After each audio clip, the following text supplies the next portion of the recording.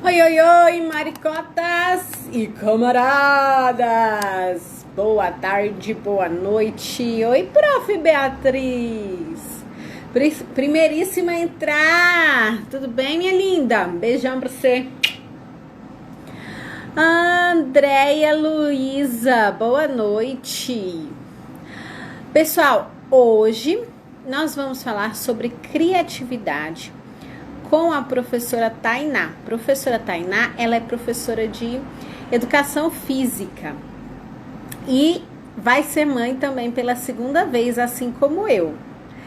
E agora ela, no meio dessa pandemia, resolveu também criar um Instagram para poder ajudar outras mães na questão dos exercícios físicos nessa fase da gestação e pós-gestação. Olha que bacana. Mas ela vai nos ajudar porque ela já deu muitas aulas para criança também. Então ela vai compartilhar um pouquinho dos conhecimentos que ela tem com a gente sobre como desenvolver a criatividade com as crianças. Tá certo? Vou só esperar ela entrar, porque é a primeira vez que ela faz assim uma live compartilhada e ela tá com frio na barriga, não sabe? Ai, meu Deus, Jéssica, você está com dor de barriga? Quem aí fez live pela primeira vez sabe bem como é. A prof. Beatriz já passou por isso. A Márcia, oi Márcia, tudo bem? A Márcia acho que ainda não passou por isso, né? Mas deve ter passado nas aulas online. Para dar aula online deve ter dado um frio na barriga, né? Professora Alba, bem-vinda.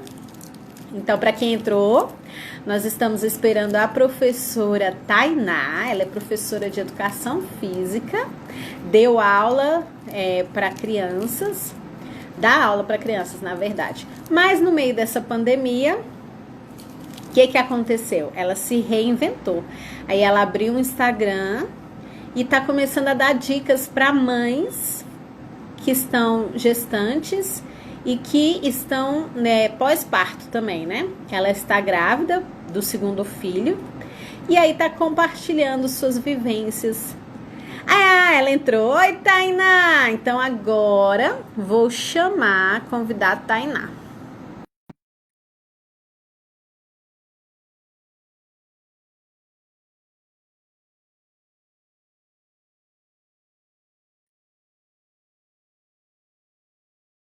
Oi, Tainá, bem-vinda! Oi, oi, meu povo. E aí, saiu do banheiro? Aí, mas eu tô aqui com um copinho de água, tremendo, mas vai. Tainá, começa aí se apresentando para o pessoal, falando quem é a Tainá, o trabalho que ela desenvolve, sua experiência, tá? Tá certo. Então, meu nome é Tainá, eu sou professora de educação física, né? Atuei durante bastante tempo aí na minha caminhada com ginástica para mulheres, e aí fui para a iniciação esportiva, trabalhar com a natação, a hidroginástica, tanto com grupos de crianças especiais, quanto com grupo de crianças, né, ditas normais, né? E aí eu fiquei nessa trajetória por algum tempo, atuei em escola, sempre também com trabalhos na igreja, né, com educação infantil. E recentemente eu fui aprovada num concurso no município de Goianira, tomei posse, mas estou atuando lá com iniciação esportiva ainda no ramo da natação e hidroginástica. Mas sempre não larguei os estudos da parte de saúde da mulher. E agora, assim, porque principalmente depois que eu fui mãe, eu criei uma relação, assim, mais ainda de empatia com as mães, né? Com as dores das mães. E, de repente, veio esse desejo de compartilhar, de a gente conversar mais sobre o nosso mundo. E aí eu tô de cara nos estudos, estudando muito sobre saúde feminina, sobre como lidar, né, com essa mamãe, com esse corpo na gestação, pós-gestação, né, que gera tantas frustrações, tantas angústias, e aí a gente vai aí se capacitando para que Deus nos use, né, a qualquer momento, qualquer hora, Deus, a gente possa ser aí um testemunho, uma ponte de paz, né? De paz, não de padronização, mas de paz para as mães, né? E para as mulheres. Muito, muito bom. A gente precisa muito disso, porque os hormônios nos deixam loucas, né? Já são Mas, tantas novidades e ainda tem os hormônios para colaborar com tudo isso. Então é sempre bom trocar aí uma fichinha, conversar com alguém que entende um pouco mais que a gente, ou que pode ampliar a nossa visão do que a gente já sabe, né? Isso é sim, reconfortante. Quem é mulher sabe como é bom conversar. Às vezes, numa conversa, você sai renovada, né? Você sai assim, sim, ufa! Então, é muito bom que você se disponha a ajudar outras mulheres que estão passando por isso. Parabéns pelo seu trabalho. Mas você já obrigada. teve muita vivência com criança e sabe que é desafiador, né? Além de ser mãe, já pela segunda vez agora, né? Como eu também. Você tem muita experiência com crianças e sabe que precisa ter muita criatividade para trabalhar com elas e para também desenvolver a criatividade nelas. E hoje o tema da nossa live é sobre criatividade. Eu queria que você, então, ficasse aí à vontade para falar tanto como que você procura exercitar essa criatividade em você enquanto professora, como você aplica também na vida das crianças para que elas sejam crianças mais criativas. Jéssica, assim, eu confesso que, primeiro, eu amei seu projeto. Eu fiquei realmente apaixonada quando você me mandou no particular e eu vi, assim, como é importante, porque a gente não pensa nessas virtudes, né? Separada, é tudo tão corrido que a gente fica tentando ali catar os pedaços. E eu confesso que eu fiquei em crise. Eu escolhi uns 4 itens, virei para o Júnior e falei, amor, e agora? O que eu faço? Aí ele falou assim, nossa, vai na criatividade. E eu fiquei, Deus, me direciona, né? Sobre o que falar, porque embora você também sendo professora saiba que a gente tem que se virar nos 30, principalmente quando a gente é professor de escola pública, a gente realmente se cria, se reinventa enquanto professor para dar o melhor, porque a gente ama aquilo e a gente sabe que essa é a nossa missão. Mas, e aí eu fiquei pedindo, Deus, como abordar esse tema?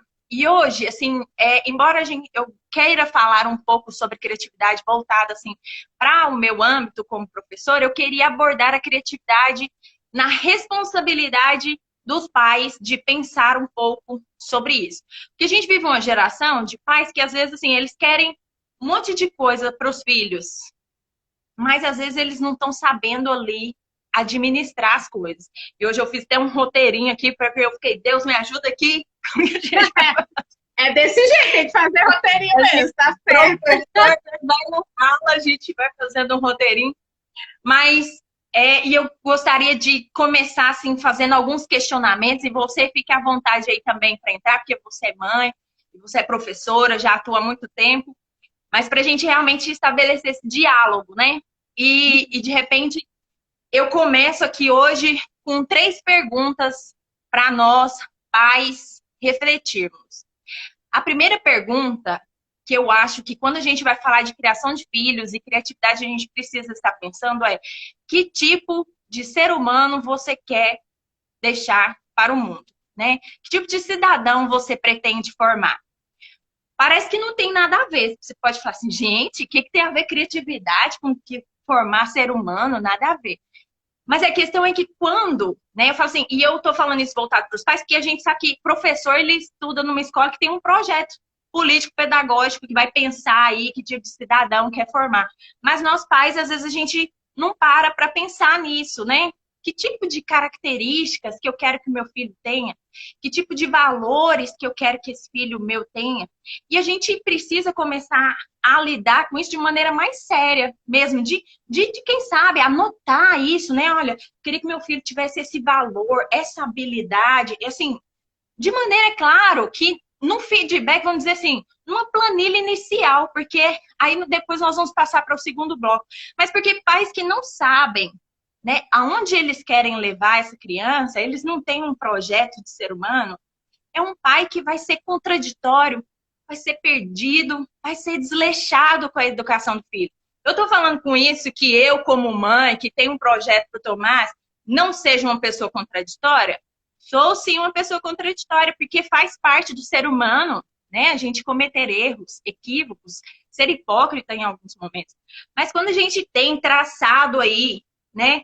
Olha, eu quero esse ser humano, até a forma de eu me sintonizar que eu furei o tipo de cidadão que eu quero formar no meu filho é mais rápido. Opa, eu errei aqui, eu falei para ele disso. De repente eu fiz errado. E a gente pega e se torna mais humano, né? E de repente eu falo, meu filho, me perdoa, eu errei, isso não é certo mesmo. Então até essa forma da gente sintonizar ali em relação ao erro, né? Ela fica mais fácil. E por que eu tô falando isso? E o que isso também teria a ver com criatividade? Porque às vezes muitos pais, eles querem uma criança criativa, mas aí, é só uma ideia. O menino viu lá um monte de tijolinho no quintal, foi mexer. Pra que você tá mexendo com isso, menino? Você não tem o que fazer, não? Vai arrumar não sei o quê, vai não sei o que. Tipo, então, assim, a gente não tem nem a paciência, né, com o processo. Então, se a gente não tem essa ideia de que tipo de ser humano eu quero realmente formar para o mundo, eu não vou saber lidar com meu filho. Não vou ter norte, eu vou me contradizer, né? E aí de repente, a gente vê pais, por exemplo, que acham engraçado ou bonitinho certas atitudes que ele não aprovaria num adulto. Né? Ai, a criança tá fazendo, é muito engraçado. Nossa, olha lá, mostrou a língua pro colega, mandou, xingou, e ri. Mas se fosse um adulto, depois o menino cresce, para de xingar, seu bestado. Então, assim, é uma pessoa contraditória, né? Então, eu acho que, assim, como pais, a primeira coisa que a gente precisa pensar, em termos de criatividade, em termos de qualquer característica, valor que a gente queira, né, que o nosso filho tenha. Que tipo de ser humano que eu desejo formar? A gente precisa começar a pensar nisso, levar a educação do nosso filho de maneira mais responsável, né? Não é só ticar lá, tive um filho, tiquei, tive 2 filhos, tiquei. Né? Uau, Tainá, você está falando exatamente assim, uma coisa que eu trago dentro de mim, porque que tipo de ser humano eu quero formar é a pergunta que eu sempre me faço, constantemente eu me faço, desde quando eu me tornei mãe, eu fico pensando sobre isso e assim, as minhas atitudes com o Caleb e as minhas atividades que eu direciono são sempre pautadas nisso. Como você falou, claro que eu erro, eu sou falha, mas até a forma de errar é diferente também, porque como eu estava conversando essa semana mesmo com a Bruna, a psicóloga, a gente senta, conversa com a criança e fala, olha, a mamãe errou, a mamãe fez isso e isso, não foi bacana. Até a forma de errar e de sentar com a criança e explicar é pedagógica, né? Tem um quê por trás, tem uma intencionalidade por trás. E realmente eu vejo isso muito mesmo nas famílias de hoje. Ela simplesmente tem o filho e pronto, não sabe para onde vai essa criança, não encaminha, não direciona, né, Tainá? Entrega simplesmente assim na escola, toma aí que quase que o filho é teu, né? Quase isso, porque a criança já passa o dia inteiro lá, né? Então, assim, Sim. falta essa responsabilidade realmente e infelizmente. Concordo com Sim. você. Não, e como você estava dizendo, né? E é aquela coisa de que eu assisti a live de vocês depois da Bruna, você e da Bruna, sobre confiança. Depois a gente vê até a questão de você entender os erros como parte do processo, no caso de uma criança que está ali se construindo, e né, nós que somos cristãos, que temos consciência do pecado, a gente sabe que a gente vai errar, mas que a gente tem que se arrepender, a gente tem que consertar aquilo que, se eu destratei alguém, eu tenho que reparar a integridade daquele ser humano. Olha, me perdoa, eu não queria ofender você. Então, tudo isso faz parte. Então, pensa que ser humano magnífico que a gente vai criar se a gente tiver mais essa consciência, porque a gente não vai criar pessoas perfeitas, mas se ela já souber que ela erra, que ela tem como consertar, sabe, que ela pode. Olha só, meu Deus, né? Nós já vamos criar seres humanos aí mais resolvidos, né? Então, Exato. isso é muito importante. Um segundo ponto também que eu pensei, assim, que é importante nós, pais, pensarmos, né? Depois que a gente avaliou, né, que tipo de ser humano você sabe o que é infância? Uai, Como assim, né? Por que que depois que eu penso o tipo de ser humano, eu tenho que pensar o que seria uma infância? Porque aí eu quero que meu filho seja uma pessoa humilde e bondosa, mas ele é uma criança de 2 anos e 6 meses. Então, como isso vai se manifestar na vida dele? Qual o tipo de atitude que eu tenho que ter, né, de paciência e tudo, assim, que envolve essa questão da relação do meu filho na infância, como ele aprende, né? Então, a gente precisa pensar nisso. Eu sou o tipo de pessoa, Jéssica, que quando eu entro no carro, eu desenvolvo duas personas. Eu começo a conversar comigo, começo a conversar comigo mesmo. Tem hora que eu entro em debate, Tainá, é um trem de louco. E certo dia eu tava andando e vi um letreiro de uma escola, né? O nome de uma escola que estava escrito assim, Estrelas do Futuro. Não tem nada demais inicialmente com o nome, eu não conheço a instituição, não sei do que eles acreditam, o que eles defendem, mas me intrigou o conceito mínimo por detrás. Porque quando eu penso estrelas do futuro, eu desconsidero o presente. Ele pode ser uma pedrinha, no máximo. Mas agora ele não é muito valioso, não. Né?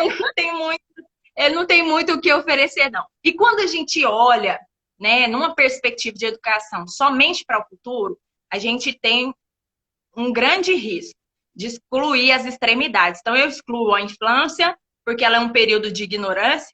Eu excluo também a velhice, porque a produtividade já vai cair. Então, a gente exclui duas fases da vida de um ser humano. E olha como isso é perigoso.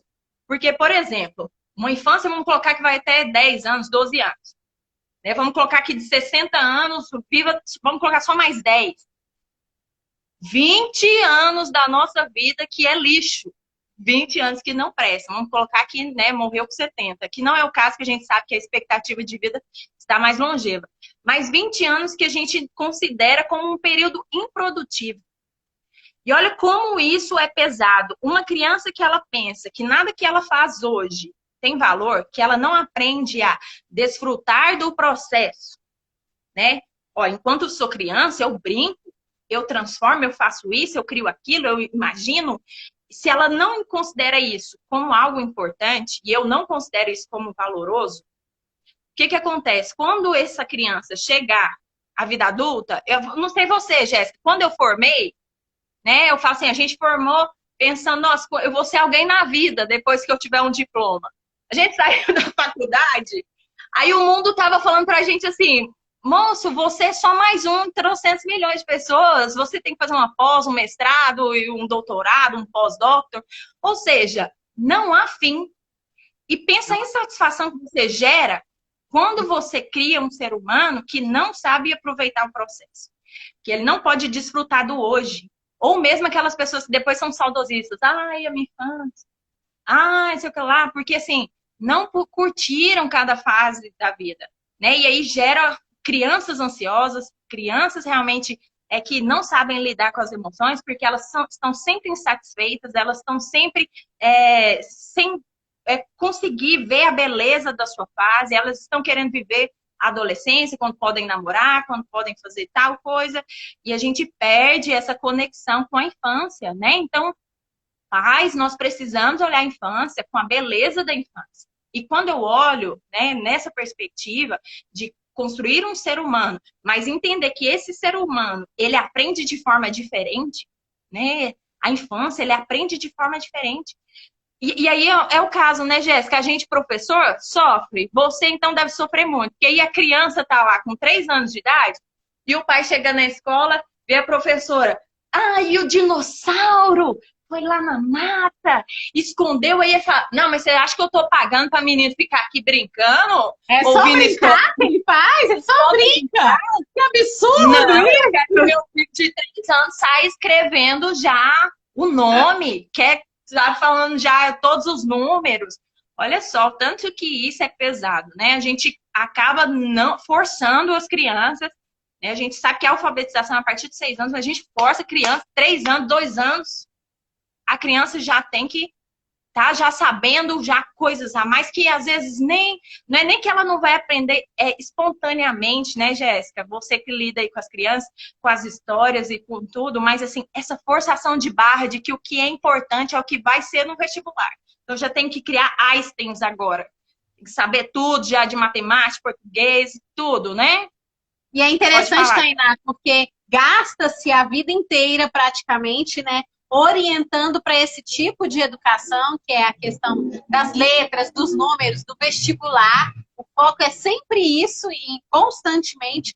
E aí o ser humano não sabe se portar numa fila de banco, não sabe esperar a sua vez no trânsito, não sabe lidar com a frustração, não sabe lidar com coisas tão pequenas do dia a dia que poderia ter aprendido quando? Quando era criança, porque é a base da vida, né?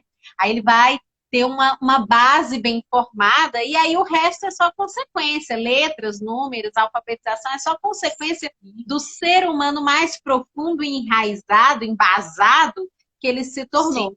Então, antes disso tudo, tem uma base a ser construída. E qual é essa base que está sendo construída? É a nossa pergunta, é o nosso questionamento, né?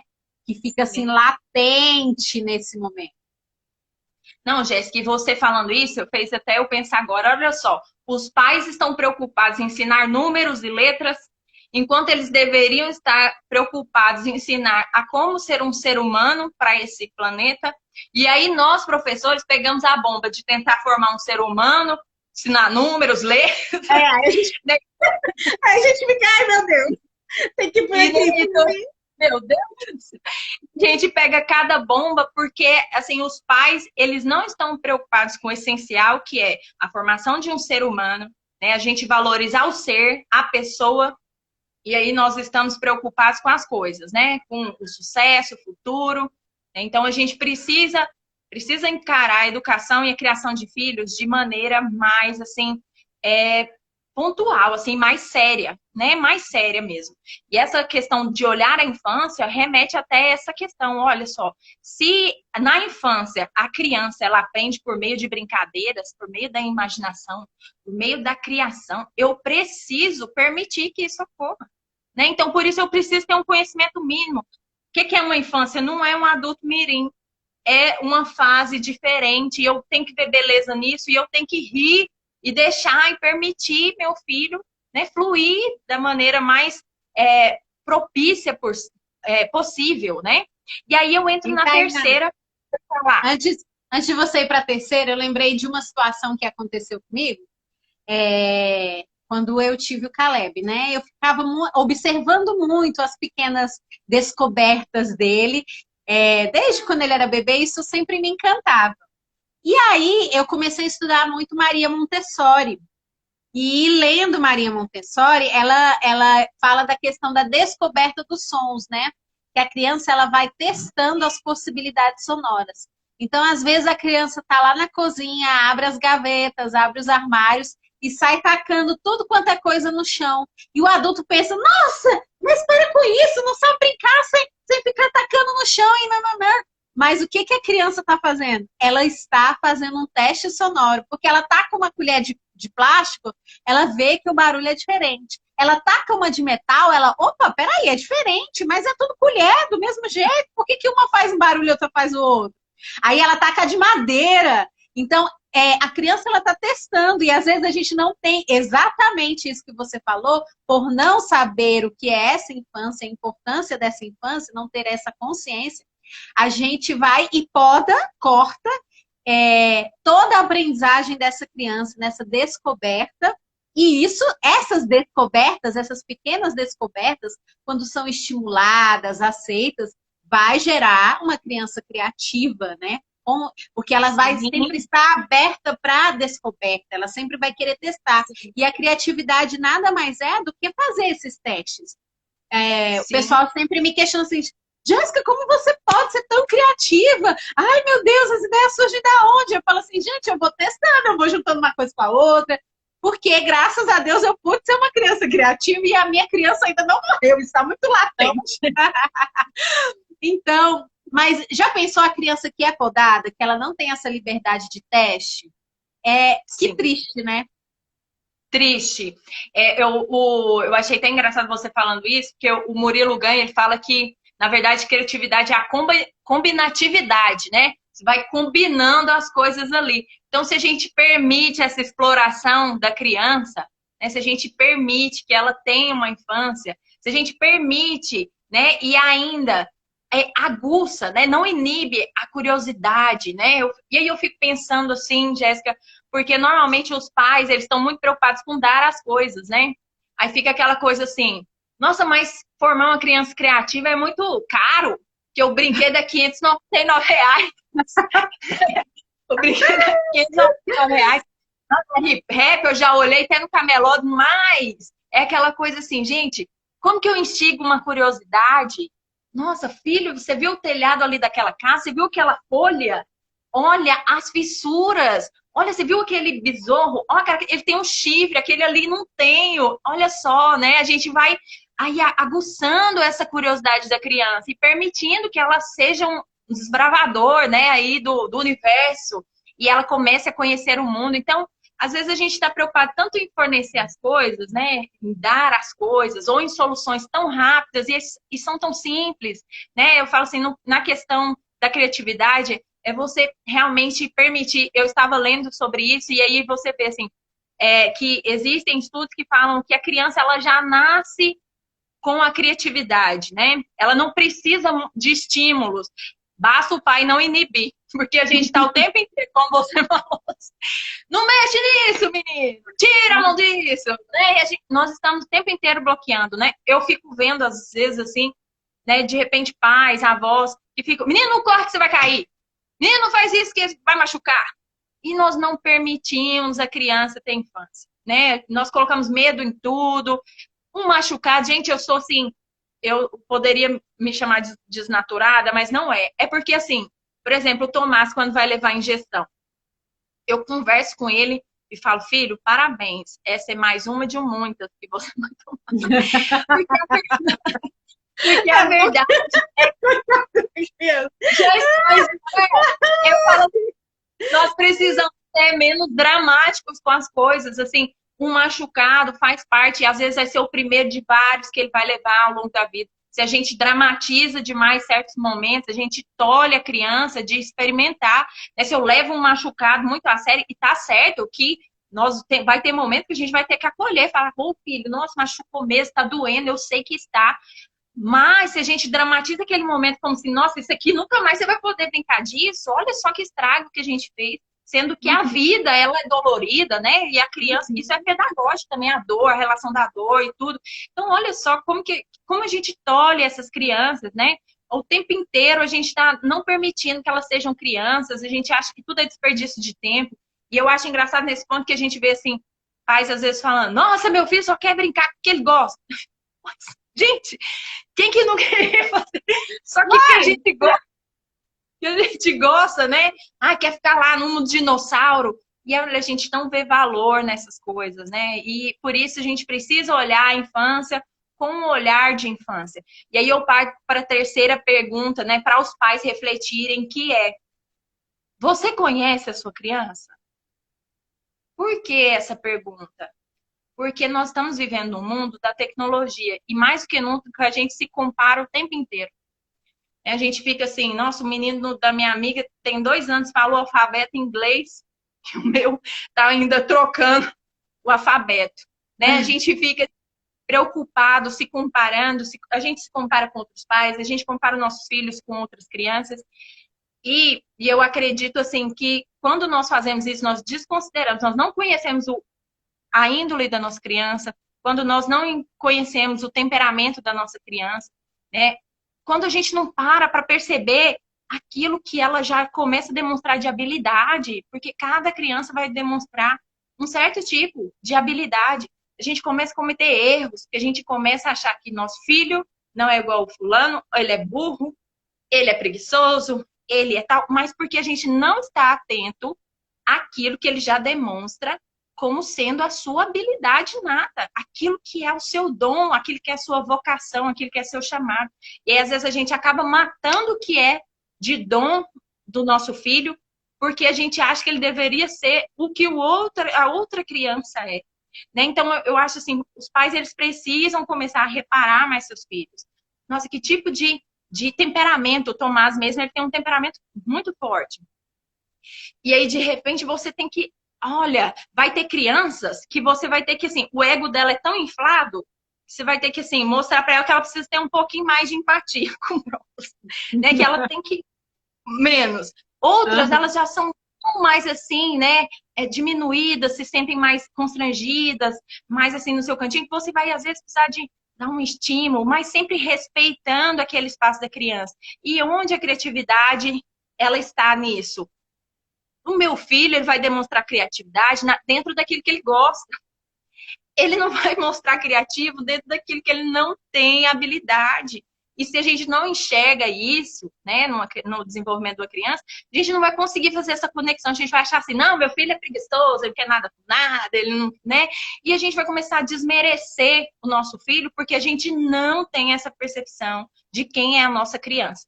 Outro dia o Júnior virou para mim e falou assim, ele tinha levado o Tomás para o parquinho, falou assim, nossa, amor, eu tava andando com o Tomás lá, eu levei uma bicicletinha, tinha levado o Tomás para andar de bicicleta, e tinha um menino de 3 anos que tava veloz lá andando na bicicleta, e o Tomás, ele é uma criança que leva muito a sério a lei da primeira menção. Então, a gente ensinou para ele totó, achando que ia ser mais fácil.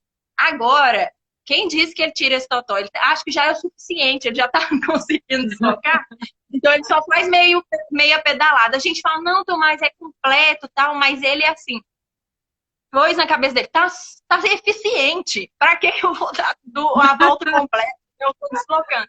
E aí, de repente, o Júnior que virou assim, ficou um pouco frustrado, né? Vai, Tomás, vai! E o menino indo lá, e o Tomás só dando aquela pedaladinha, né? E ele ficou assim, nossa, mas Tomás é devagar demais. Aí passa um pouquinho, o Tomás vai para outro brinquedo e ele tá lá, sobe, desce, pula. E outras crianças, mãe, e aí ele ficou orgulhoso do Tomás.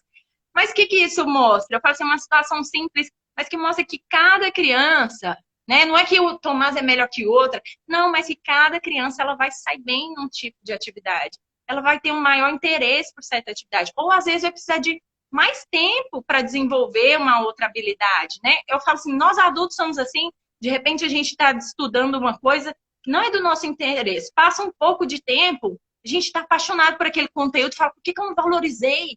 Mas tem a maturidade, né? Tem tantos aspectos, então a gente precisa olhar para a criança nesse sentido. E aí eu até estava lendo, né, sobre, eu já tinha estudado isso na pós-graduação, sobre a questão da gente também olhar essa questão das habilidades voltadas para as inteligências, né? Tem inteligência linguística, tem inteligência matemática, a musical, né, a Opa, deu uma corporal. E travadinha. aí, voltou, Jéssica? Voltou? Para mim deu uma travadona agora. E aí, pessoal, para você está travado também? Fala para mim. Vou fazer assim, vou chamar a Tainá de novo. Peraí.